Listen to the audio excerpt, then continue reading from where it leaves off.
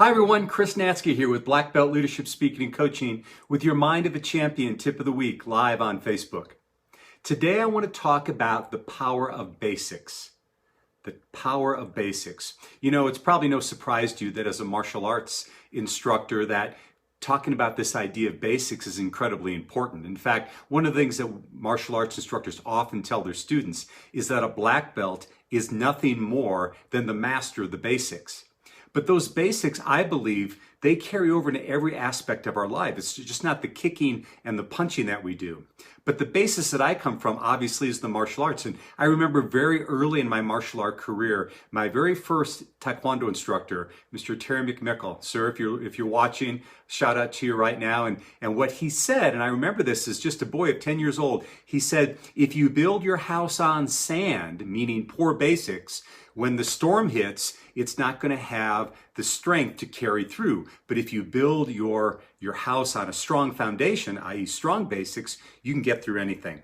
It also makes me think about the legendary Bruce Lee, and he said, I don't fear a man who's done 10,000 kicks one time. I fear the man that's done one kick 10,000 times. Practicing the basics.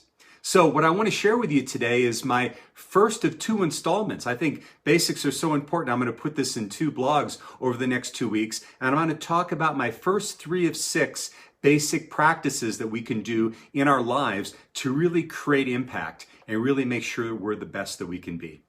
And the first one is rest. Ooh, man, I did this one first because this is the hardest one for me. I realized when I was looking at this and examining my own life in this is very often I would be always pushing away rest and trying to work at the highest level almost because I felt I was behind. And when I really got honest with myself, I found that that really came as a result of me working out of fear. And about 20 years ago, I was getting ready to test for my 6th degree black belt at the time, and I was feeling tired as I was training. I was training probably harder than I had ever.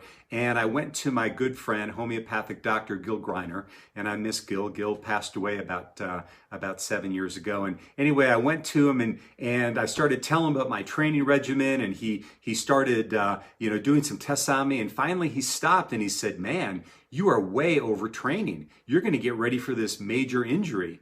And he was cajoling me to slow down and to roll back my training. And of course I resisted because I was working out of fear. And finally he said something to me that stayed with me to this day. He said, Chris, you need to remember that rest is part of your training.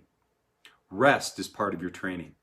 Wow. Talk about a game shifter there for me. So what I'm going to be asking you is, what are you doing in terms of rest? I mean, oftentimes in our society now, we talk about, going at such an accelerated rate and getting lack of sleep at night. We almost wear it as an honor badge. But I'm here to tell you that if we really want to be at our best, we need to make sure that we're resting. Not only resting when our bodies are tired during the day, but also having good sleep hygiene, getting 7 to 8 hours every night so we can make sure we're at our best.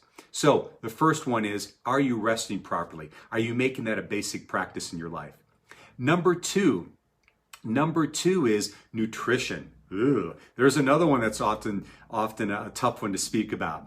You know, I was speaking a while ago with one of my good buddies who's a fitness professional, and we began to chuckle with each other that even though we had spent the majority of our professional careers helping people get fit through working out, whether it was in the gym or in the martial arts studio, we had to really get honest with ourselves and say that the number one factor in someone being at the optimum body weight was nutrition, right?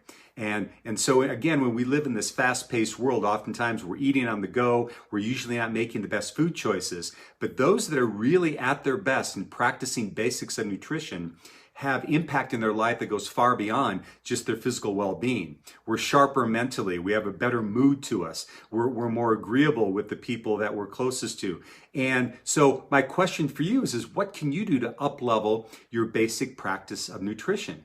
Are you eating lean proteins? Are you reducing sugar? Are you getting plenty of hydration? What are the things you can do in the basic area of nutrition? And then finally, number 3 is movement. Now, I want to make a real clear distinction here. You might have thought that I was going to say exercise. And even though I love vigorous exercise and it's been part of my regimen for years, we don't necessarily have to be, kicking butt in the gym every day to stay healthy. Really, what matters is our bodies were designed to move. They were designed to move. And in our lifestyles now, oftentimes when we're in front of computers, we're not doing that. We're sedentary for the entire day. In fact, studies have shown that there are people who live in areas of the world called blue zones. These areas are in various areas across the world, most specifically though in Asia, like in Okinawa. And what they find is that there are people that live regularly into their 90s and beyond. And they don't live just by existing. They have vibrant lifestyles. Now, what they found though is these people not only have really good nutrition, and they not only have a good mental acuity about them, and they have a purpose for living, but they also move every day. They move every day. They're gardening, they're walking, they're doing whatever they really love to do. So where could you do a better job of moving your body? Even if it means stopping this tape right now and getting up and doing a burpee or a jumping jack or a push-up. What could you do to bring movement into your body? Is it yoga? Is it walking? Is it vigorous exercise? Whatever that is for you, make sure that you're moving. So there you have it, my friends. There are the first 3 of 6 basics I think are super, super important for us to be at our best. Remember, rest. Make sure you're getting plenty of rest. Number 2, make sure that you have basic, strong nutrition. And then finally, move your body on a regular basis. So this has been Chris Natzke with Black Belt Leadership Speaking and Coaching. If you've enjoyed this video, again, make comments, please share it, like it, share it with your friends. And also, if you look down below, you're going to see a link to my new website. If you want to get my free report, which is the top 10 big ideas to become a black belt leader, I'd love to share that with you as well. So once again, it's been Chris Natzke with Black Belt Leadership Speaking and Coaching, and we'll see you next time on the Mind of a Champion Tip of the Week.